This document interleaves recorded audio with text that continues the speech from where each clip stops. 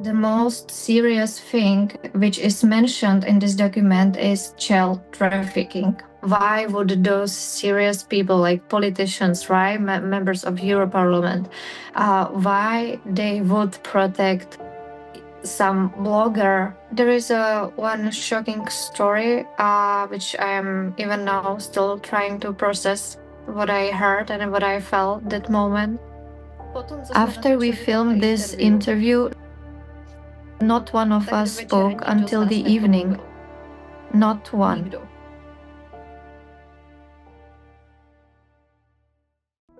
An American blogger served interests of the Russian FSB by providing a platform to an alleged pedophile. He interviewed a blogger, Jakub Jahl, who, according to the testimonies of people in Tanzania, was doing not the missionary and not the volunteer work as he claimed. He was abusing children, using drugs, injecting them with unknown substances. And here's what the children themselves had to say, so as witnesses and other victims. Who did he sleep with? With the kids. With kids? One day I felt terrible. It's when I saw him smoking weed. Near him, there were syringes. I don't know what those syringes were for. Yes, he was only picking boys. And what did he do with them there? He was with them. He took a bag and they went together. He took them inside. And when they came out, how did they look? Were they scared, happy, or were they dazed? Usually, they weren't happy. The kids were quiet, didn't say much. So, this is him? Unamjua? Ni nani? That's Jakub. That's Jakub? What did he do to you? Alifanya nini?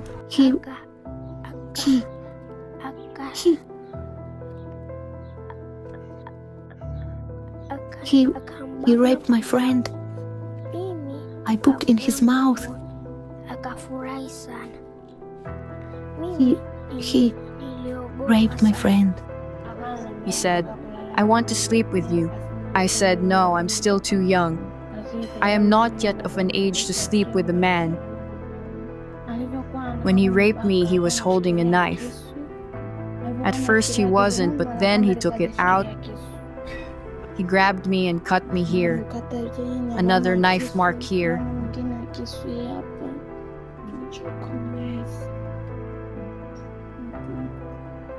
And my breasts.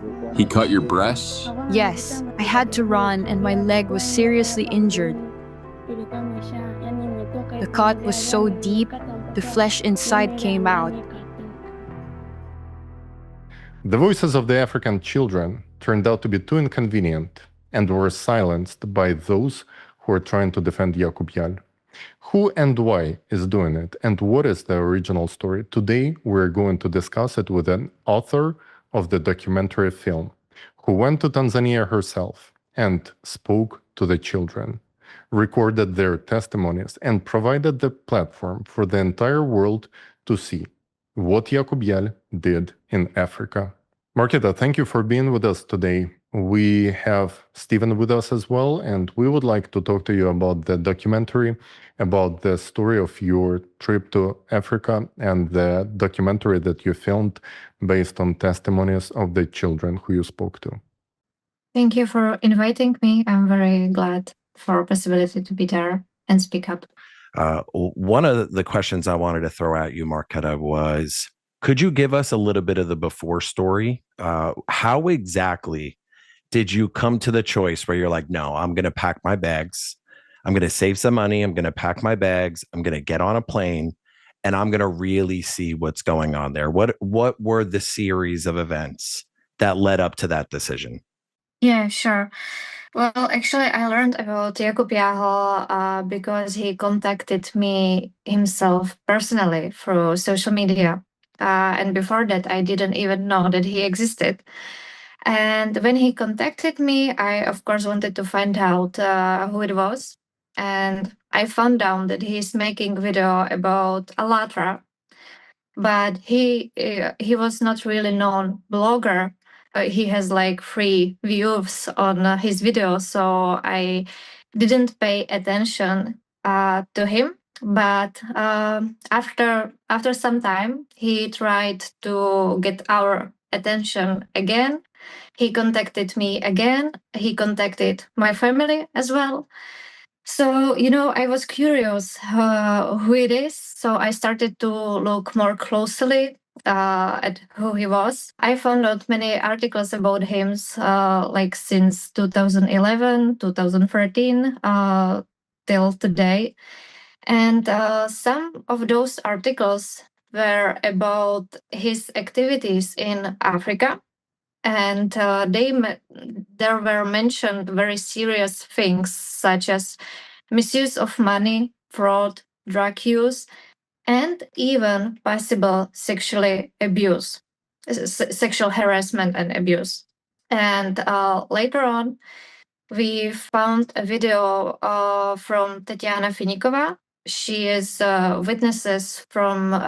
is from Slovakia. She was personally with Jakub Jahl in Africa, and she made a video about her experience with Jakub Jahl. And I was truly shocked when I saw this video, because she described that Jakub behaved very badly to children, that he beat them up. Even she described that he catch him in shower, how he touches little boys in the private zones. And there was a moment which shocked me even more. Tatiana described that Jakub wanted to sell her for sex for one night to get money. And during that, he took her phone, so she was not able to call her mother for help. And then he manipulated her mother to get money. And he was like, "You will send me money, or I will sell your daughter for one night." And Jakub Jahl took my mobile phone. Jakub Jahl kept insisting that this wasn't true. Can you see this? I'm in my chat. The blue voice messages are my voice messages. And here you go. I don't even know what else you want me to keep saying. That's just how it is here, okay? Some guy showed up, a warlord, with machine guns, and another guy. Basically, either we hand over Tanya or give them money.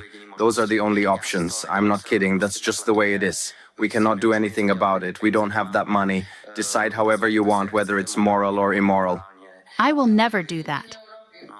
Well, Tanya says she won't do it, so that pretty much ends the discussion unless you force her.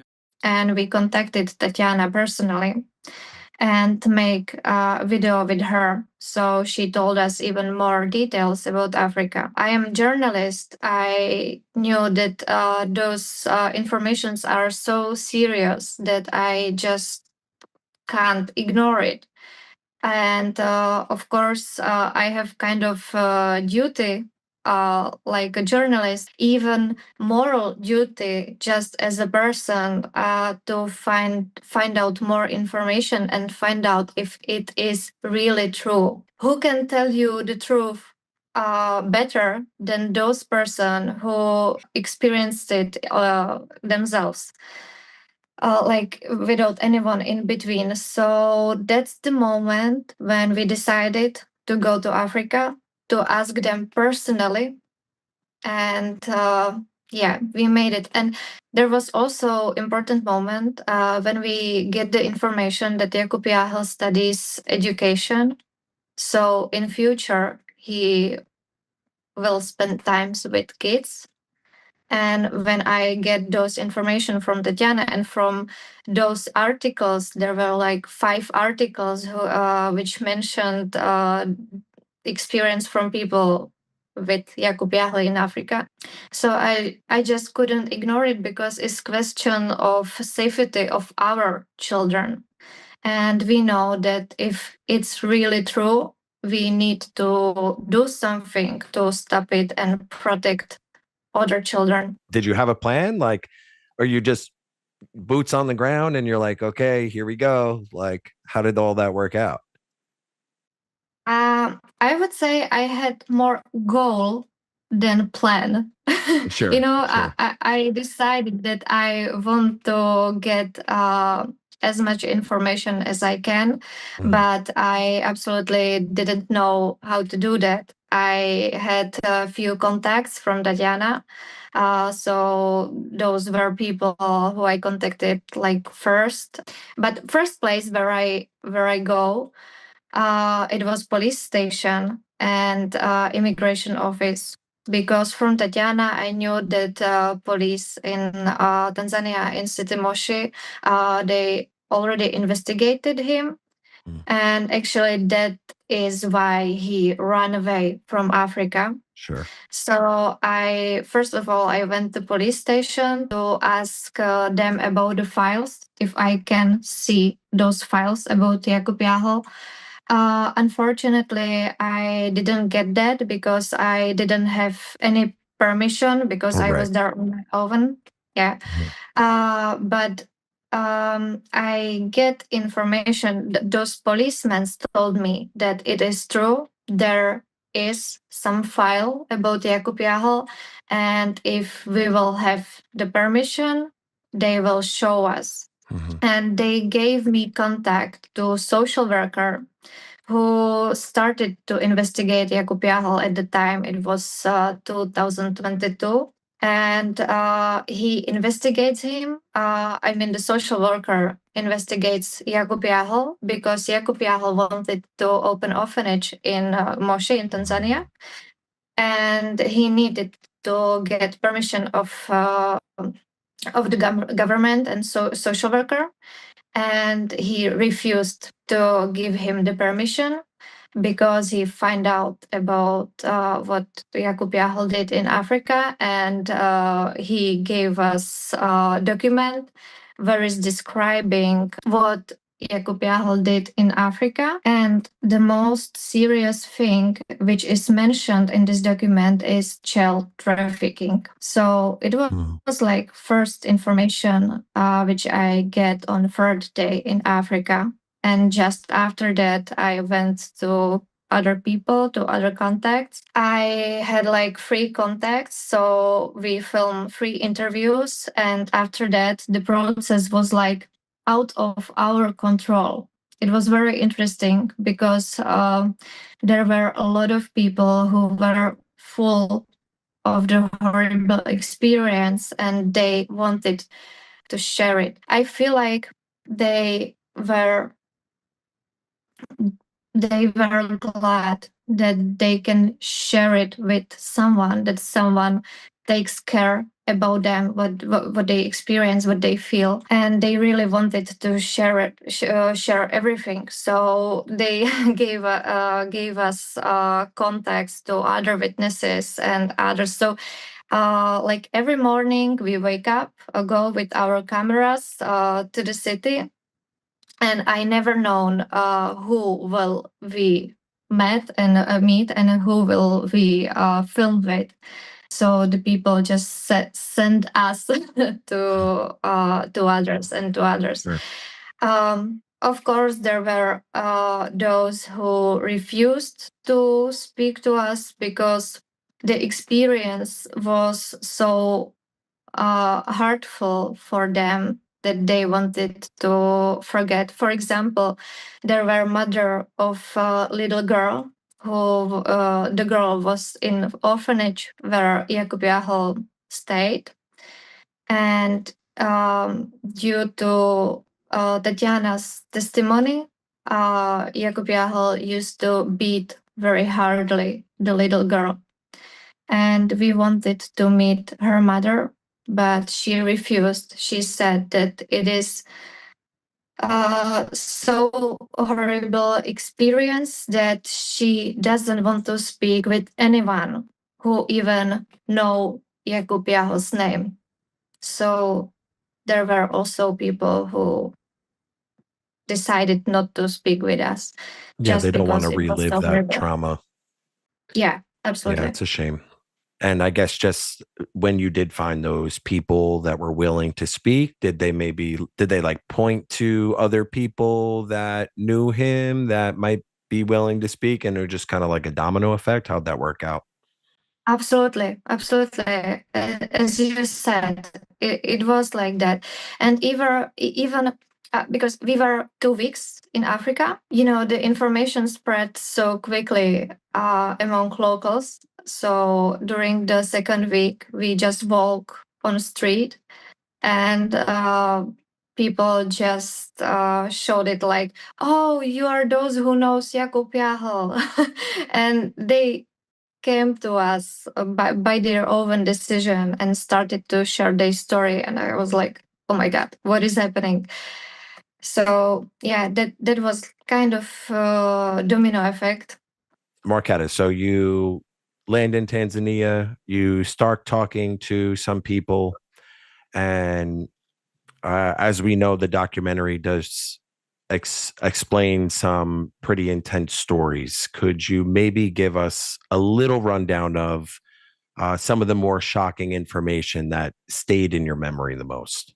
Well, we went to places where Jakub Jahl used to go as well. And we walked down the street with photo of Jakub Jahl in our hands, so everyone could see it. And, after a short time, a lot of children started to run around us, and we just hear like, Jacobo, Jacobo, Mbuyu. Mbuyu is his nickname. African people called him Mbuyu. So we heard like, Jacobo, Jacobo, Mbuyu. And we were like, what? So we followed those kids who shouted his name, and we asked them, do you know this man with the photo in our hand? And they were like, yes, we know him. So we started to film, and it was the very first interview with Kate. And I realized during this interview that all those mentions in those articles I read before were true, because there was a little kid boy who described, for example, how Jacobo used to touch them. He was like, he touched us like this, and he gave us some injections, and he showed it on his body. And I was like, what injection? I have no clue what he is talking about, this boy. But later on, other kids and older witnesses told us that he used syringes to get drugs for himself. And now I can just think about what was in those injections he gave to those boys. Was it drug as well to make them, I don't know, dizzy, tired, or confused, or it was anything else? We just don't know. But those people and even those boys described that Jakub Jahl has some favorite boys. It was like 5 boys who were his favorite. And he used to, due to testimony of those kids and people from this orphanage like Teresa, they described that he used to take those boys, and he took them to some separated room, and he used to lock the room from inside, and he was there alone with those boys, and no one knows what was happening inside. But other kids who saw this happening described that around was those injections. And I asked those kids how those boys, when they went out from the room, how they behave, how they felt. And those kids described like, I don't know, they were confused, they didn't speak much. So like no one knows what happened inside. But I have question, why would adult men would log him and some boys inside of some room and make it and keep it in secret, and no one was allowed to go in. So it was the first story which really scared me because I watched those kids. And later I understand that they were like 5 boys, right, who used to go to room. I found only 2 of them, and 3 others, they just disappeared. And no one knows today where they are and what happened to them.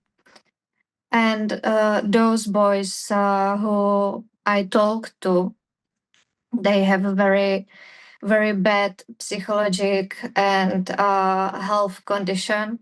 I've been working with kids for a really long time, and I think this is a universal language.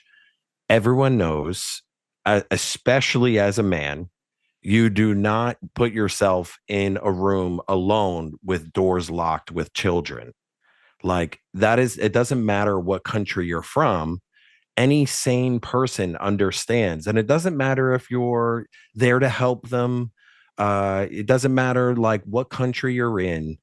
Every person knows, especially as a man, you do not lock yourself in a room with children.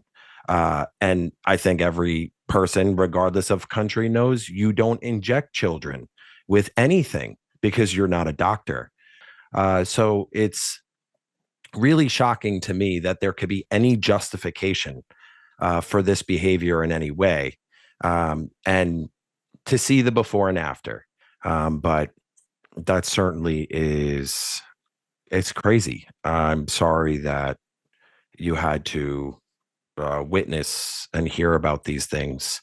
Can we maybe like get into maybe one more other case that you might like to share with us before we go into a little bit about the post life of the making of the documentary? There is one shocking story, which I am even now still trying to process what I heard and what I felt that moment. But if you don't mind, I will say it in Czech language, which is my native, because it's kind of difficult for me to describe it in in English language.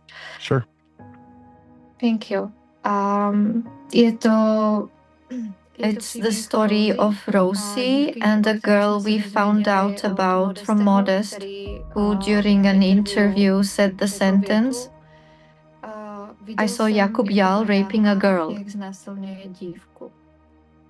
And even just that sentence scared me a lot, so I asked if it would be possible in any way to meet this girl. And Modest answered yes.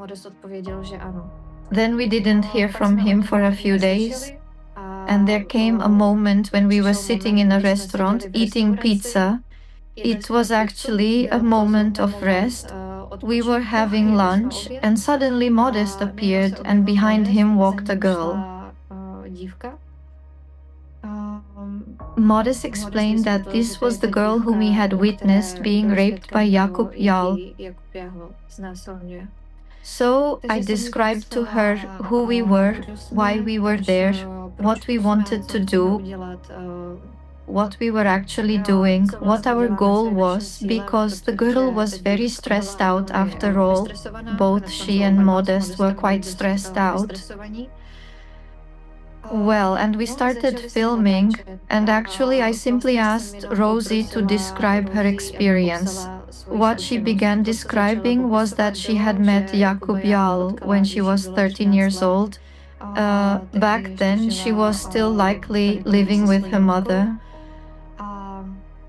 Jakub Jahl came to them and said he would give Rosie a better life, that he would take her to school. In Africa, going to school is every child's dream, because even state school costs money and not everyone can afford it. So she agreed, and under the pretext of having a better life, she went with Jakub Jahl. What she described further in that interview, though, was specifically that situation which Modest also witnessed. It was night. She was wearing only a nightgown, She was sleeping, and according to her words, Jakub Jahl came into the room, locked that room, and said that he wants to have sex. She tried to explain to him that she was only 13 years old, that she was too young for that. At that moment, he started taking off his clothes and started lying down next to her. She tried to resist him, but he pulled a machete out of his back pocket. And with that machete, he cut her. She actually described a situation where he tried to hold her on his lap. And she was trying to escape. And as she was struggling with him, he cut her. She showed us scars. She showed us a scar right in this spot. She showed us scars on her leg and described how she was trying to escape.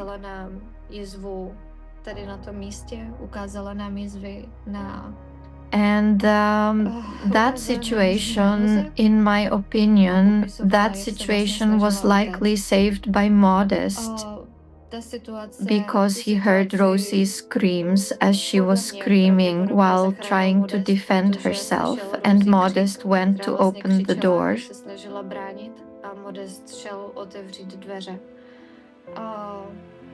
And actually, after Rosie opened the door, she ran out and escaped.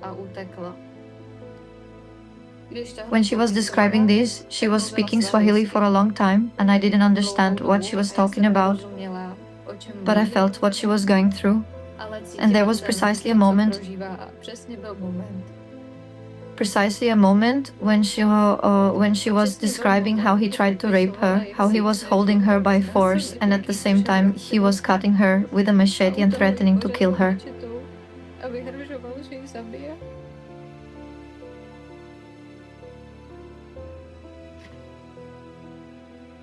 And threatening to kill her. At that moment, I didn't know what Rosie was saying, but I felt it, and at that moment it terrified me so much. And when Modest later translated that whole part, and I found out what she had really said, what that situation was like,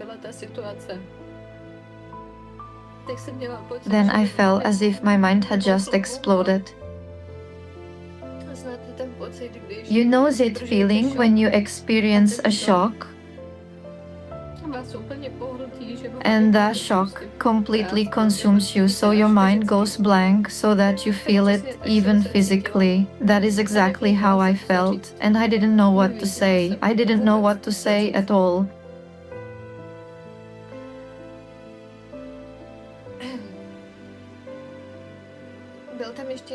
There was one more moment. Actually, the whole interview, I don't know how long it might have taken, maybe even up to some 40 minutes. And you know, in that process, I was experiencing that shock, but we were there as journalists. And at the same time, I understood that it is necessary to help this girl, and I didn't know how, and I was processing that shock. So when we finished filming, we wanted to at least thank her somehow for her courage, for describing that situation, for saying it out loud, because it takes tremendous courage to describe something so terrible in such detail. So we ordered her a pizza, and that was the second wave of shock, because when they brought her the pizza, they brought the pizza and cutlery, and I saw a picture of this situation where she doesn't know how to eat that pizza, where she doesn't know how to pick up the cutlery. And she actually picked up the pizza like from above. She started grabbing it with her hands like that. I was looking at her, and at that moment it hit me. Oh my God. She said that after she ran away from Jahl, covered in blood, she ended up on the street. And ever since then, she's been living on the street. That girl experienced such a nightmare at 13 years old. She was left completely alone.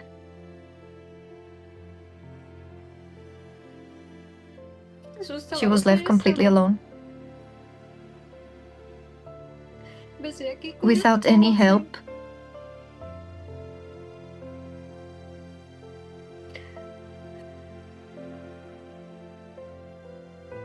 She was left completely alone without any help on the street after experiencing this, after experiencing all this.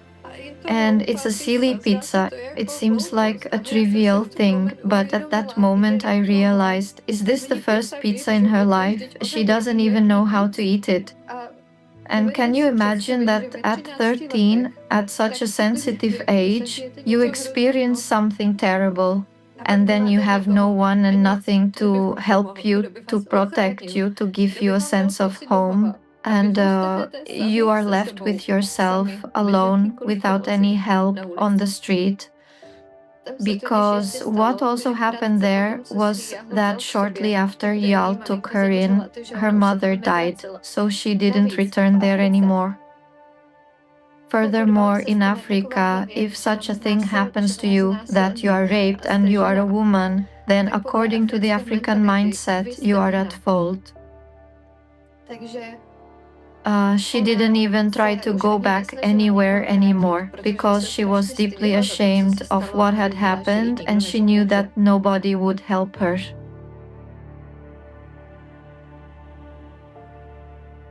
According to the latest reports, we know that Rosie is psychologically broken. And well, is that any surprise? After all, Jakub Jahl broke her psychologically. He ruined her mental state and she wasn't given a chance. She received no psychological help. She wasn't given a chance to get back to a normal life. You know, and at this moment, after we filmed this interview, not one of us spoke until the evening. Not one. And we walked around the city and stayed silent because both of us, especially in our own heads, were processing what we had heard. And I kept asking myself, how is something like this even possible? How much must someone lose their humanity? To what level can someone lose their humanity to do something like that? That's the story.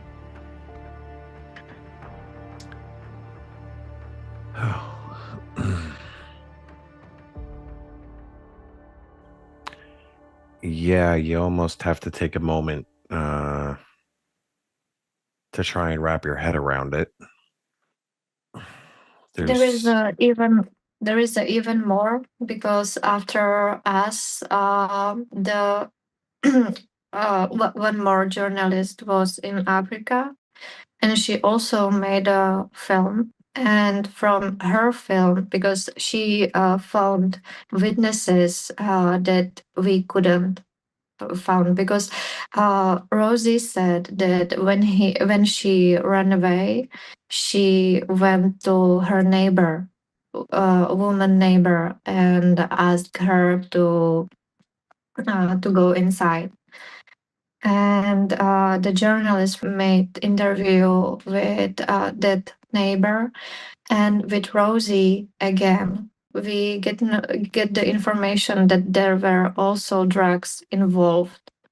Rosie in the second film described that actually Jakub Jahl raped her more times. And first time she like Rosie, she drank some soda or water, and after that she felt dizzy and she couldn't find him, so he did what he wanted. And she understand that, well, after drinking this water, I felt off, so she decided not to drink anymore. And that's probably what I think. That's probably why she were able to run away the next night. So you went to Africa, you had little knowledge about what was happening there. You knew that there were allegations of sexual harassment and sexual violence that Jakub allegedly was doing there. And then you found the victims. You found the actual victims who confirmed it and even described horrifying things which no sane person could even, imagine that anything like that could happen. That person who went there to help children, who was collecting money to help children, was actually doing horrifying acts of violence, death threats, raping children, injecting drugs into little kids. What were your thoughts then when you had it on camera and you was doing this film? What did you expect the reaction to be? We wanted to stop it and protect children, of course. So that's why we filed a report on police in Czech Republic. And we expected that the investigation will start in Czech Republic. But nothing happened there. And not only that no investigation started, but also a lot of journalists started to protect Jakub Jahl and publish articles where they are saying that it's all only smear campaign against Jahl. Because I am member of Alatra, or we are member of Alatra, and it's like because Jahl made a video about us before, which is completely nonsense because Jahl's video has like only few views, like 3 views on video, so actually no one pay attention to him. But yeah, I was very, very disappointed that nothing happened and only some articles was published, and even politicians and minister, like last minister of Czech Republic, started to protect it. Started to protect Jakub Jahl as well, which shocked me. You know what is interesting? A lot of people in Africa described that Jakub Jahl used to boast that he has serious connections, that he has serious people behind who has a lot of power, that those people can control the world. And even those people can kill anyone, and they already killed someone, but nothing happened, and so he can kill anyone as well, and nothing will happen to him after. And actually, when I heard it, I was like, well, some crazy man tells crazy stories, like he made it up. So I didn't pay attention to it. But later, when in Czech Republic, like politicians, even members of European Parliament, prosecutors, last minister of the interior, those are people who are on Jahl's side, and they started to protect him, and a lot of journalists as well. And now I'm asking, why would those serious people, like politicians, right, members of Euro Parliament, why they would protect some blogger that no one knows him, right? Because he has only few views. Why they would protect him so hard? And we can say that there is a lot of money going into those articles and other bloggers who also protects Jahl, right? So why is that so? And why no one from those people cares about kids? You know, everyone only speak about that some 2 Alatra members go against Jahl, that it is a smear campaign, and no one can help Jakub Jahl, like he's a poor little guy who is attacked by Alatra. and no one speaks about those kids. No one speaks about more than 30 witnesses from Tanzania who spoke up their own experience about him. No one asked about those witnesses from Czech and Slovakia. No one asked them. No one called them. I expected that, okay, there are more journalists who wanted to write article about Tanzania, right? And about our film. I would expected that those journalists will call like minimum to Czech and Slovak witnesses. There are like 4 people from Czech and Slovak.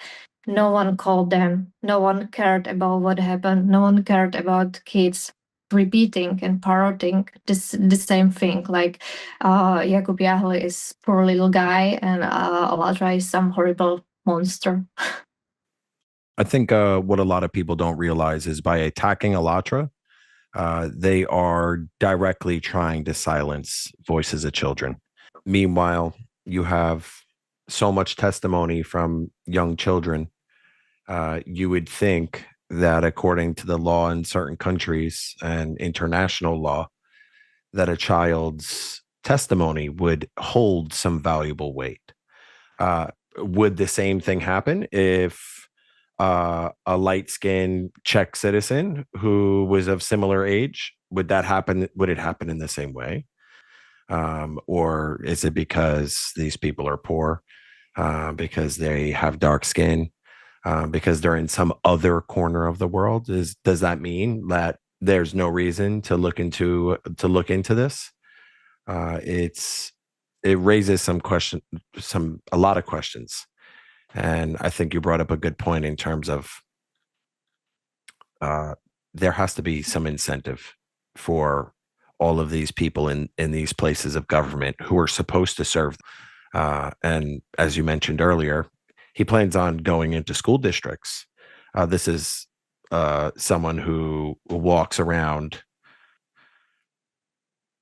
on the street around other children, and to back him, to support him, and to pretend that he's a victim. I don't really know if that paycheck is worth the repercussions when the rest of the world really finds out who this person is. You know, in Czech Republic, it's quite serious situations because, as I mentioned, a lot of serious people are protecting Jahl and attacking us, like kind of attacking us and attacking Alatra. So in Czech Republic, it's kind of serious situation. But we did nothing that gave a possibility to those children and people from Africa to say their story, their real experience. And I think we were first who asked them. And we went there because we care about those children. We want them to be safe. I mean, like we as Alatra and we as person, Marketa and David, right? We care about every children and we want safety for every children in the world. So of course, for Africa children as well, of course. And if someone would ask me if I do it again, of course I would do it again because it's a right thing to do. Because if there are some innocent people who are not able to protect themselves, someone has to help, someone has to speak up. And that's, I think, the only way how we can stop to do those horrible things in the future, how we can protect kids everywhere and how we can protect people even in the future. Because, you know, when you read about maniacs, you understand that maniacs and psychopaths, they will not stop, never. They can change they can change the country, they can change the situations, but they will never stop. So it was right thing to do, and we just gave the space to those kids and to those people speak their story. And I think every normal journalist, every normal person should do it as well. And I would like to say to those people who protect Jakub Jahl, please go to Africa and speak yourself to those kids.